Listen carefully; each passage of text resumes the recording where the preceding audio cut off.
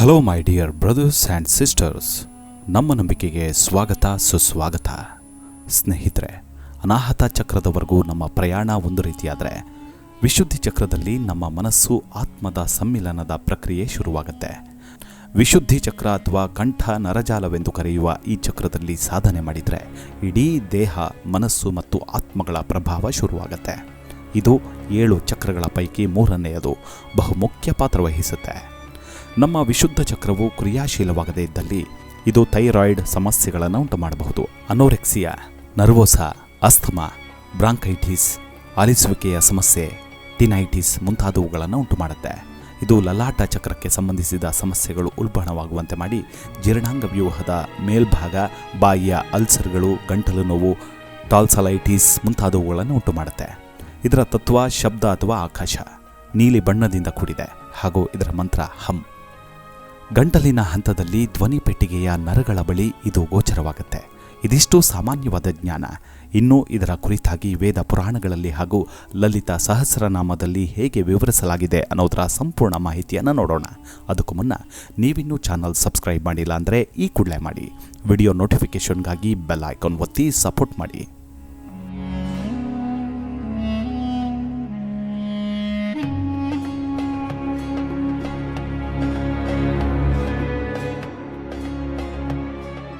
ಸ್ನೇಹಿತರೆ, ನಮ್ಮ ಗಂಟಲಿನ ಮಧ್ಯೆ ವಿಶುದ್ಧ ಚಕ್ರವಿದೆ.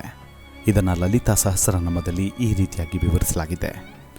ವಿಶುದ್ಧ ಚಕ್ರ ನಿಲಯ, ರಕ್ತವರ್ಣ ತ್ರಿಲೋಚನ, ಕಂಠ್ವಾಗಾದಿ ಪ್ರಹರಣ, ವದನೈಕ ಸಮನ್ವಿತ, ಪಾಯಸಾನ್ನ ಪ್ರಿಯ, ತ್ವಕ್ಸ್ಥ ಪಶುಲೋಕ ಭಯಂಕರಿ, ಅಮೃತಾದಿ ಮಹಾಶಕ್ತಿ, ಸಂವೃತ ಡಾಕಿನೇಶ್ವರಿ. ಈ ಶಬ್ದಾರ್ಥವನ್ನು ನೋಡೋದಾದರೆ, ಏಕಮುಖದ ದೇವಿಯು ವಿಶುದ್ಧಿ ಚಕ್ರದಲ್ಲಿ 3 ಕಣ್ಣುಗಳನ್ನು ಹೊಂದಿದ್ದಾಳೆ. ಅವಳ ಬಣ್ಣ ಕೆಂಪು ಗಂಧದ ಬಣ್ಣ. ಅವಳು ನಿಗೂಢ ದಂಡವನ್ನು ಹಿಡಿದಿದ್ದಾಳೆ. ಅವಳು ಅಕ್ಕಿ, ಸಕ್ಕರೆ ಮತ್ತು ಹಾಲಿನಿಂದ ಮಾಡಿದ ಆಹಾರವನ್ನು ಇಷ್ಟಪಡ್ತಾಳೆ. ಅವಳು ಚರ್ಮದಲ್ಲಿ ನೆಲೆಸಿದ್ದಾಳೆ ಮತ್ತು ಪ್ರಾಣಿ ಲೋಕದಲ್ಲಿ ಕಲಹವನ್ನು ಉಂಟು ಮಾಡ್ತಾಳೆ. ಅಮೃತದಲ್ಲಿ ಆವರಿಸಲ್ಪಟ್ಟಿದ್ದಾಳೆ. ಇತರೆ ದೇವಿಯರಿಂದ ಸುತ್ತುವರಿಯಲ್ಪಟ್ಟ ಅವಳ ಹೆಸರು ಡಾಕಿಣಿ.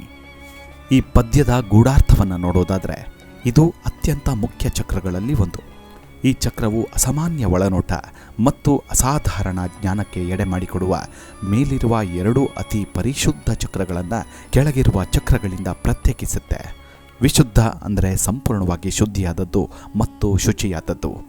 ನಾವು ಏನಾದರೂ ಕುಡಿದಾಗ ಅಥವಾ ತಿಂದಾಗ ನಮ್ಮ ಗಂಟಲಿನೊಳಗೆ ಹೋದಾಗ ಅದು ಹುಳಿಯಾಗತ್ತೆ. ಆಹಾರದ ರುಚಿ ಬದಲಾಗುತ್ತೆ.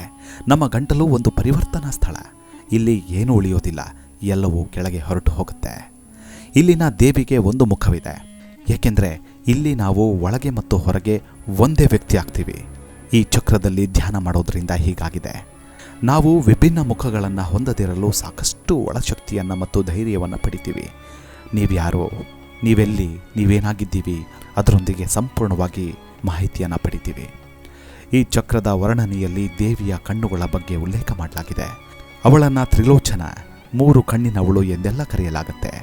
ತ್ರಿಲೋಚನ ಎಂಬ ಶಬ್ದವು ಅಗ್ರಮಾನ್ಯ ಯೋಗಿಯಾದ ಶಿವನಿಗೆ ಬಹುತೇಕ ಸೀಮಿತವಾದದ್ದು. ನಾವು ಒಮ್ಮೆ ವಿಶುದ್ಧಿಯಲ್ಲಿ ಪರಿಣತರಾದರೆ ಅಂತಿಮ ಸಂಯೋಗ ಸಹಸ್ರಾರಕ್ಕೆ ಒಂದೇ ಒಂದು ಹಂತ ಉಳಿತಿರುತ್ತೆ. ನಾವು ಈ ಚಕ್ರವನ್ನು ಸಾಧಿಸುವಷ್ಟರಲ್ಲಿ ಬಹುತೇಕ ಶಿವನೇ, ಅವನಂತೆಯೇ ನೈಜ ಯೋಗಿ ಅಥವಾ ಯೋಗಿನಿಯಾಗಿ ಬಿಡ್ತೀವಿ. ಒಂದು ಪುರಾಣದ ಕಥೆಯಲ್ಲಿ ಶಿವ ವಿಷವನ್ನು ತನ್ನ ಗಂಟಲಿನಲ್ಲಿ ಇಟ್ಕೊಂಡ. ಆದ್ದರಿಂದ ಅವನನ್ನು ನೀಲಕಂಠ ಅಂತ ಕರೀತಾರೆ ಅಂತ ಹೇಳ್ತಾರೆ. ಕೆಲವರು ಕಂಠಚಕ್ರವನ್ನು ನೀಲಿ ಬಣ್ಣದೊಂದಿಗೆ ಸಂಬಂಧಿಸ್ತಾರೆ.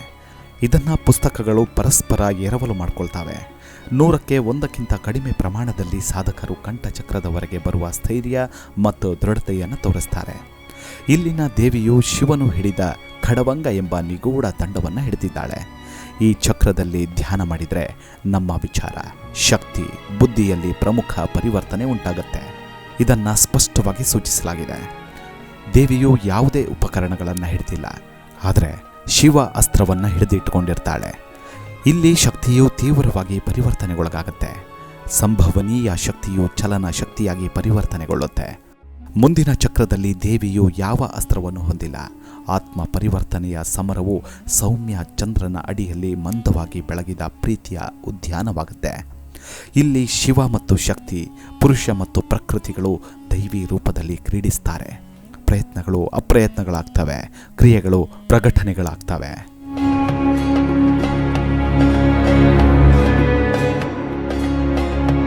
ದೇವಿಯು ಹಾಲು, ಸಕ್ಕರೆ ಮತ್ತು ಅಕ್ಕಿಯಿಂದ ಮಾಡಿದ ಪಾಯಸವನ್ನು ಇಷ್ಟಪಡ್ತಾಳೆ. ಈ ಚಕ್ರದಲ್ಲಿ ತೀವ್ರ ಧ್ಯಾನವನ್ನು ಮಾಡುವಾಗ ಬಹುತೇಕ ನಾವು ಹಾಲಿನ ಆಹಾರವನ್ನೇ ಸೇವಿಸಬೇಕು. ಹಾಲಿನ ಎಲ್ಲ ಉತ್ಪನ್ನಗಳನ್ನು ನಮ್ಮ ಆಹಾರವು ಹೊಂದಿರಬಹುದು. ಇದರೊಂದಿಗೆ ನಾವು ಅಕ್ಕಿಯನ್ನು ಮತ್ತು ಸಕ್ಕರೆ ಅಂಶಕ್ಕೆಂದು ಯಾವುದೇ ಹಣ್ಣನ್ನು ಬಳಸಬಹುದು. ಅತಿಯಾದ ಉಪ್ಪು, ಮಸಾಲೆ ಪದಾರ್ಥಗಳು, ಹುರುಳಿಕಾಯಿ, ಧಾನ್ಯಗಳು ಮತ್ತು ಸೊಪ್ಪುಗಳನ್ನು ಸೇವಿಸತಕ್ಕದ್ದಲ್ಲ. ಈ ಚಕ್ರದಲ್ಲಿ ಧ್ಯಾನ ಮಾಡುವಾಗ ನಮಗೆ ಹೊಳೆಯುವ ಚರ್ಮ ಒದಗುತ್ತೆ ಮತ್ತು ಚರ್ಮ ರೋಗಗಳು ಮಾಯವಾಗುತ್ತೆ. ಆಯುರ್ವೇದ ಗ್ರಂಥಗಳಲ್ಲಿ, ವಿಶೇಷವಾಗಿ ಶಾಗ್ಧಾಧರ ಸಂಹಿತೆಯಲ್ಲಿ ಚರ್ಮವು 7 ಪದರಗಳನ್ನು ಹೊಂದಿದೆ ಎನ್ನಲಾಗಿದೆ. ಸರಿಯಾದ ಆಹಾರ ಸೇವನೆಯೊಂದಿಗೆ ಈ ಚಕ್ರದಲ್ಲಿ ಧ್ಯಾನ ಮಾಡಿದರೆ ನಮ್ಮ ಚರ್ಮದ ಎಲ್ಲ 7 ಪದರಗಳು ಚೆನ್ನಾಗಿ ಗುಣವಾಗುತ್ತೆ. ದೇವಿಯು ಪಶುಲೋಕವನ್ನು ಹೆದರಿಸ್ತಾಳೆ, ಅಂದರೆ ಪ್ರಾಣಿಗಳನ್ನು ಸೆಣಸಾಡ್ತಾಳೆ. ಈ ಚಕ್ರದಲ್ಲಿ ಧ್ಯಾನ ಮಾಡಿದರೆ ನಾವು ನಿರ್ಭೀತರಾಗ್ತೀವಿ ಮತ್ತು ನಮ್ಮ ಸುತ್ತಮುತ್ತಲಿನ ಎಲ್ಲ ಪ್ರಾಣಿಗಳ ಜೊತೆಗೆ ಸ್ನೇಹ ಬೆಳೆಸ್ಕೊಳ್ತೀವಿ.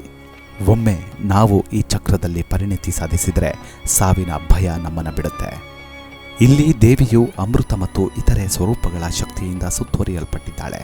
ಶ್ರೀವಿದ್ಯಾ ಎಂಬ ದೇವಿ ಅತಿ ಪರಿಶುದ್ಧ ವಿಜ್ಞಾನದಲ್ಲಿ ಚಕ್ರ ಸಾಧನೆಯಲ್ಲಿ 16 ದೇವಿಗಳಿದ್ದಾರೆ. ಅವರು ಕರ್ಮಕರ್ಷಿಣಿ, ಬುದ್ಧಿಕರ್ಷಿಣಿ, ಅಹಮಕರಕರ್ಷಿಣಿ, ಶಬ್ದಕರ್ಷಿಣಿ, ಸ್ಪರ್ಶಕರ್ಷಿಣಿ, ರೂಪಕರ್ಷಿಣಿ, ರಸಕರ್ಷಿಣಿ, ಗಂಧಕರ್ಷಿಣಿ, ಚಿತ್ತಕರ್ಷಿಣಿ, ಧೈರ್ಯಕರ್ಷಿಣಿ, ಸ್ಮೃತಿಕರ್ಷಿಣಿ, ನಮಕರ್ಷಿಣಿ, ಬೀಜಕರ್ಷಿಣಿ, ಆತ್ಮಕರ್ಷಿಣಿ, ಅಮೃತಕರ್ಷಿಣಿ ಮತ್ತು ಶರೀರಕರ್ಷಿಣಿ. ಮೇಲಿನ ಎಲ್ಲ ಹೆಸರುಗಳು ಕರ್ಷಿಣಿ ಎಂಬುದರಿಂದ ಕೊನೆಗೊಳ್ಳುತ್ತೆ. ಇದಕ್ಕೆ ಸಂಸ್ಕೃತದಲ್ಲಿ ನಿಯಂತ್ರಣದ ಶಕ್ತಿ ಅಥವಾ ಹೆಚ್ಚಾಗಿ ಸರಿಯಾದ ಬಳಕೆಯ ಶಕ್ತಿ ಎಂಬ ಅರ್ಥ ಇದೆ. ಪ್ರೀತಿ, ಬುದ್ಧಿ, ಆತ್ಮಪರಿಕಲ್ಪನೆ, ಶಬ್ದ, ಸ್ಪರ್ಶ, ರೂಪ, ರುಚಿ, ಗಂಧ, ಪ್ರಜ್ಞೆ, ಧೈರ್ಯ, ಜ್ಞಾಪಕ ಶಕ್ತಿ, ಗುರುತು, ಸೃಜನಶೀಲ ದ್ರವ, ಆತ್ಮ, ದೇಹ ಮತ್ತು ಅಮೃತಗಳನ್ನು ಕ್ರಮವಾಗಿ ಸೂಚಿಸುತ್ತೆ. ಹಿಂದಿನ ಚಕ್ರದಲ್ಲಿ ಧ್ಯಾನ ಮಾಡಿದ ನಂತರ ನಾವು ಈ ಚಕ್ರವನ್ನು ಮುಗಿಸಿದಾಗ ನಾವು ಎಲ್ಲ ಕಾಲಕ್ಕೂ ಬಹಳ ಜಾಗೃತರಾಗಿ, ಪರಿಶ್ರಮಶೀಲರಾಗಿ ಇರ್ತೀವಿ. ನಮ್ಮನ್ನು ನಾವು ನಿರ್ವಹಿಸುವಾಗ ಬಹಳ ಎಚ್ಚರದಿಂದಿರ್ತೀವಿ ಮತ್ತು ಮೇಲಿನ 16 ಅಂಶಗಳನ್ನು ಸರಿಯಾಗಿ ಮತ್ತು ಅತ್ಯಂತ ಸೂಕ್ಷ್ಮವಾಗಿ ಬಳಸ್ತೀವಿ.